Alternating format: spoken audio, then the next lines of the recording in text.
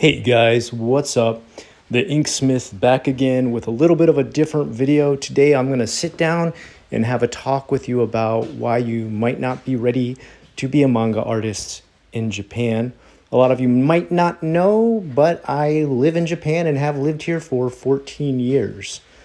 So I'm going to get into a little bit about what I know about the industry and hopefully help you make a decision about if it's right for you. I have somewhat of an idea of the art scene out here and even some of the needed traits and disciplines to become a manga artist. I myself have not worked for any manga company. I do have friends in the manga business, and well, I guess when I explain these top 10 reasons, you'll understand why it's just not for me and why it might not be for you either. And we're gonna just jump into it. Why you might not be able to become a manga artist. Number one, 13 to 22 hour working days.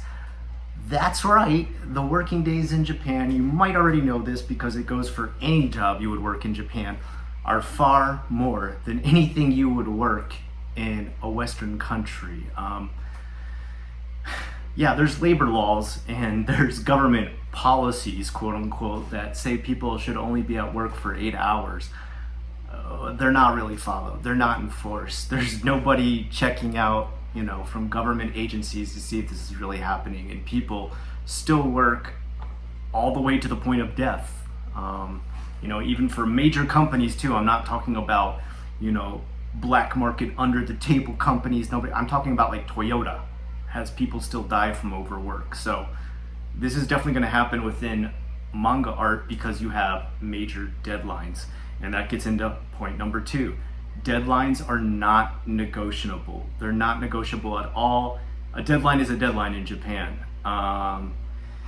You're not going to make up any kind of excuse that's going to make your boss or the publication you work for understand what's going on. And when we get into point number three, family time, sick time, and mourning, none of those things are considered in Japan. Sorry, but the workplace is very strict and you do not bring your emotions to work in Japan. Now, I know some people think that's very harsh, that's very brutal. This is just Japanese tradition. I'm not trying to sway you one way or the other to hate it or love it. I'm just telling you how it is, okay? There is not a lot of leeway for you having to mourn somebody's death. At most, closest families, like to your mother or like your father, probably you could get a day off for that. But if it's going to conflict with your deadline, you might not even be able to get a day off for that. It's very strict. Deadlines are deadlines in Japan. You either make that deadline or your job is dead. It's either one or the other. Number four, your level of art needs to be top quality to even compete within the field. Unless you already have done multiple mangas completely on your own, indie style, and you have volumes and volumes to show in your portfolio. And if the art was kind of average, maybe you could possibly break in. If you showed someone you had completed just like volumes upon volumes on your own, they'd be probably pretty impressed with your level of work. If not, if you're just coming in and you're looking to get your first job as a manga artist, and even if you come in and show them your vast portfolio, your portfolio better be at the top of your class. You're talking to someone, I've been to art school, I went to art for 4 years, I got my college degree in art, sequential art, which is even comic book drawing, and I would never probably even make the cut. I draw every day. I wake up, I eat my breakfast, I clean the house, and then I draw. And then I draw all the way till about noontime when my school starts, and then I teach my class because I own my own school here that you can see in the background. And then after that finishes, I go back to drawing because that's my fun time. That's what I do for fun. I don't think I even have the discipline to be a manga artist. I count myself out of that. And I'm someone who just absolutely loves to spend a lot of free time drawing. Number five, getting a hit manga is like becoming a movie star. What a lot of people don't seem to realize, I think a lot of people think that as soon as they come here and they start to draw, that they're right away gonna get a brand new publication, their own distribution, and be known amongst other big artists like Junji Ito and people like that. No, Even Junji Ito, the only reason he got chosen to get his publication big was because Kazu Umezu, another horror artist who was already like one of the first and one of the most popular, saw one of his short stories in a sort of Shonen Jump type magazine full of hundreds of stories and chose him for a reward that's it's literally called the Kazu Umezu Horror Reward. And because he won that, he finally got distinguished enough to get his own publications. And now because of that, he is very popular. But I mean, if even for a Japanese artist like Junji Ito, who I'm sure if you've seen his art level and quality and stories, it's top quality stuff. If that's that hard for him, imagine how hard it would be for you. Just coming in here fresh with nothing under your belt, no publications, hoping to get hired. Now, if you do get your foot in the door for one of these like small magazines that pumps out these massive, thick, Bible-sized books that are just full of all kinds of mini stories, that is a better chance that you will break into the mainstream. But you better have some kind of amazing either art ability or storytelling ability that really captures an audience. And speaking of which, when you do start for one of these companies, number 6, you will be drawing for someone else. I think a lot of people don't understand that you need to start for a senpai. And that's what I've got here in point number 7. You'll have a senpai from the second you start. And I'm not saying this about every gaijin I've ever seen, or every gaikokujin, or every foreigner, or every expat, but I sometimes see a bit of cockiness from us in the West, not fully understanding working under a senpai. And they might say things like, oh, well, his art level is just as good as mine. That doesn't matter. I believe a lot of people from the West were raised to feel like meritocracy gives us a higher rank within a company. So, for example, when I say meritocracy, if you sell way more whatever than your boss, you might get a promotion above your boss, even though your boss might have been with the company for 13 years. If your first year you outsell everyone in the entire corporation, they might actually give you a raise or a promotion because of your level of quality work. That's not how things work in Japan. Meritocracy is not how things work, it's longevity. It's how long you've been with a company. So if you're working under a senpai whose art is just as good at you, or better, then it doesn't matter. You're still gonna have to put in the time. Especially being an expat. Sorry, but Japan is still one of the most xenophobic countries on earth. And sometimes it is very difficult for us as gaijin to work our way into any business. Hence, I've started my own business because I just don't deal with that anymore. I open all my own stuff, and even the art that I sell, I put it out to very small companies that put it up in their offices mostly. It's kind of a weird connection. I get a lot of my stuff published and hung up in dentist's office throughout Japan. Like that's my big selling point, is I do giant art pieces for dental offices. Does that sound exciting or what? And before that, the only other way I got my art published was I published it through Australian and UK RPG bookmakers like Goodman Games. So even with me, someone who's lived in Japan 14 years, I can speak. I write pretty poorly, but I can write some too. I would never be able to get my foot in the door because, number 8, you have to be able to speak and write perfect Japanese. This is one thing that always kind of blows my mind when I get into this with people. They're always like, do I need to know Japanese if I try to move there and become a manga artist? It's like, what? Yeah, of course. Like, what?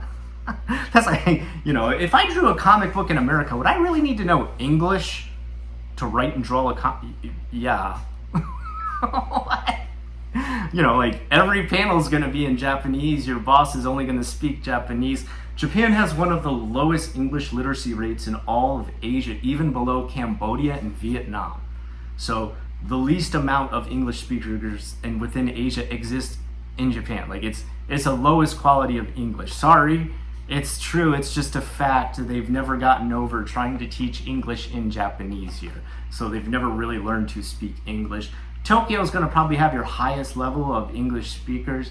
Probably Osaka is next on the list, and Okinawa too. Actually, probably Okinawa has more than Osaka. Now that I think about it, there's a lot more people that speak English out there. You also need to have like a deep knowledge of their culture and tradition. I would imagine, unless you were raised Japanese or you were half Japanese or Japanese American, you would probably have to live in Japan for a little while to just kind of soak in some of the aspects of Japanese culture and tradition to even understand how to go about writing a story within Japan, and what they're referring to when they talk about different aspects of Japan, down to its culture, religion, traditions, even things like Matsuri festivals. If you don't even know about those and you're trying to write like a Hanami Matsuri into your manga, and you don't even know how those play out, you've never been through one, then it's going to look very strange. It'd be like a Japanese person who's never heard about the 4th of July trying to write 4th of July, and they're just kind of like, I think people like eat cake and have like a big turkey dinner. Is that what they do? They'd just be like, well, what?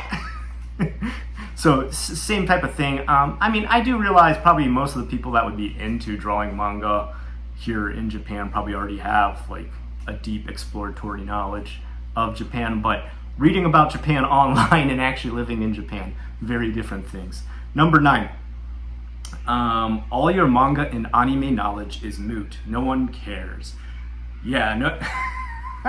That's the one thing I get written to about a lot. This is my main channel that I have is one about Japan, and people will sometimes write to me and say, oh, hey, Inksmith, I know all about like this manga, and I watched all these anime.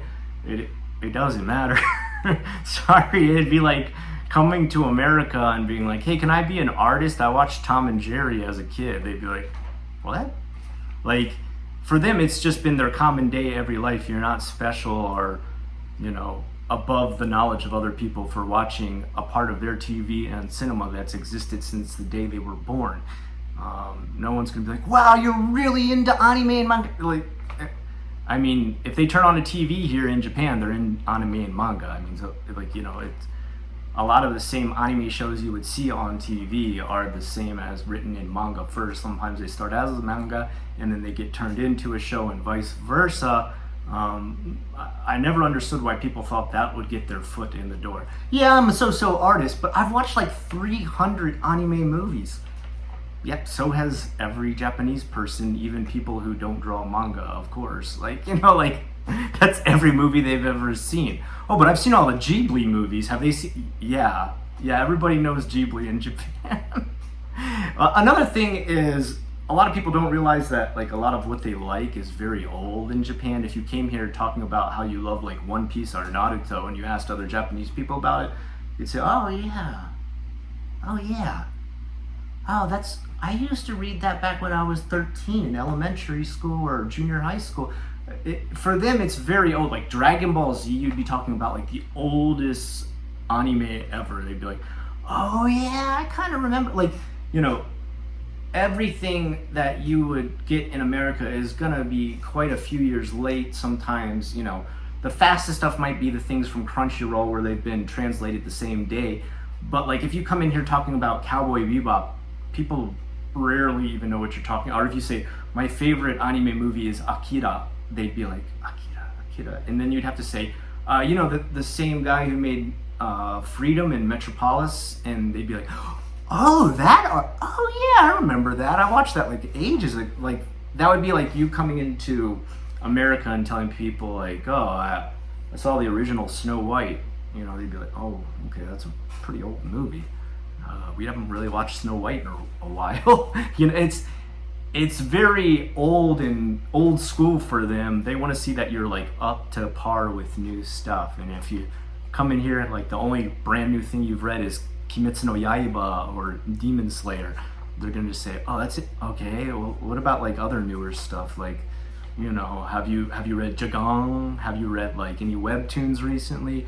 Maybe that would get your foot in the door better. So just a thing to consider if you really are looking into this for a full-time real job.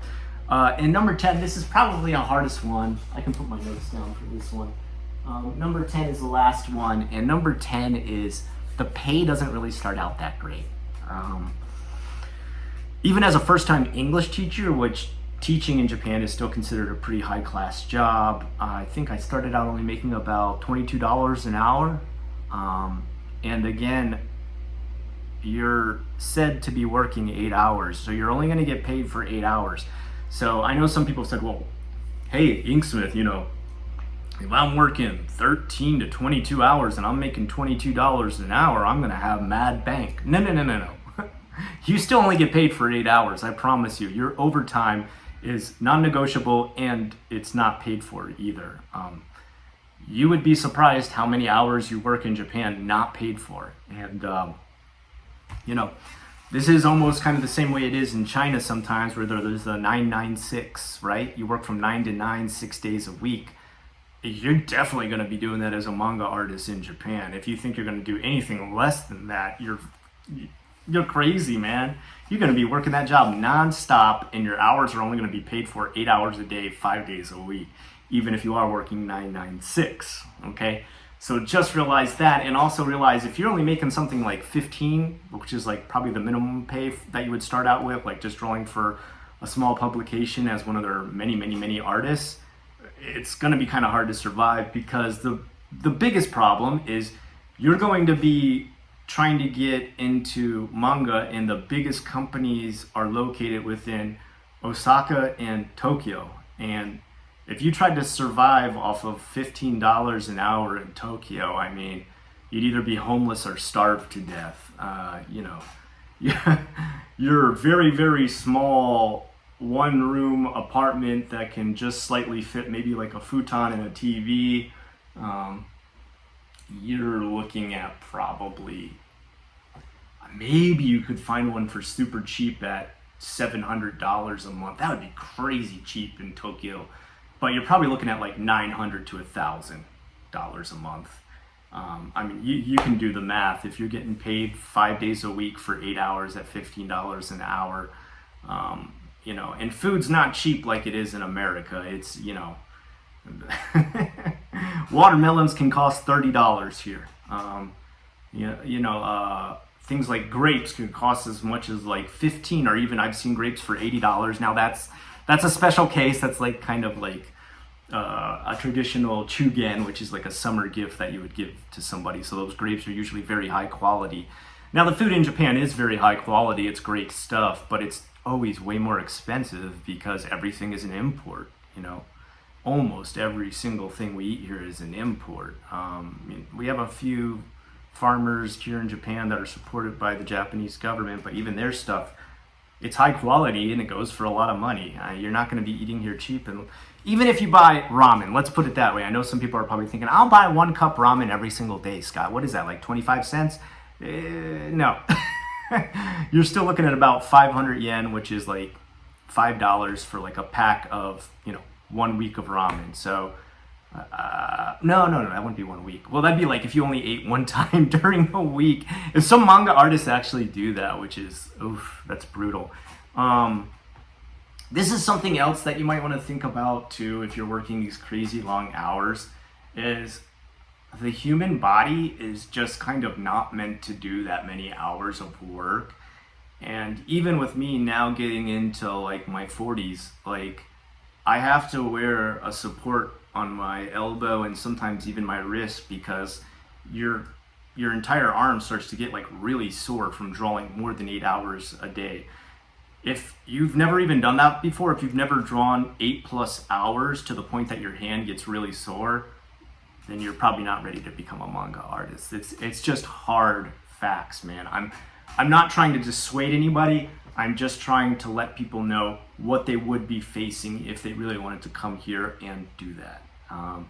You know, be ready to endure, be ready to be hardy, and be ready to put in some major working hours and devote your whole life to it. Don't think you're gonna come here and like, you know, have a crazy nightlife and party with the boys and meet all kinds of girls and stuff and all kinds of guys, or go to like concerts and stuff and live this wild cyberpunk nightlife. No. You're gonna be in the studio like 24/7 drawing nonstop. You know, you could probably still listen to music and listen to YouTube videos as you draw, but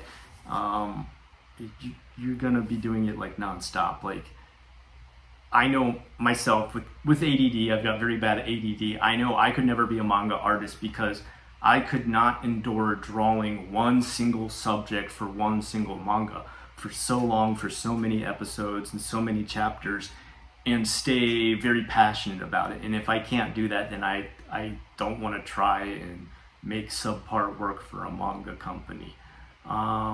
If I'd even get hired, you know. My Japanese is probably still not good enough, even after living here 14 years. I probably don't write well enough to get a job. I could probably speak enough to get my foot in the door, but once I started writing, they'd be like, oh God, this guy's still using Romaji when we're writing kanji everywhere. So those are some of the hard facts. If you have any more questions, I'm sure there's a lot I missed out on. Please let me know in the comments below. I'm more than happy. And again, if that is your dream, still go for your dream. Like, don't give up on trying to become a manga artist, but I'll also realize the very hard facts of becoming one. I hope I've helped with anybody's future decisions, or at the very least giving you information into the industry out here. Until next time, I've been the Inksmith, and I hope you have a great day of drawing.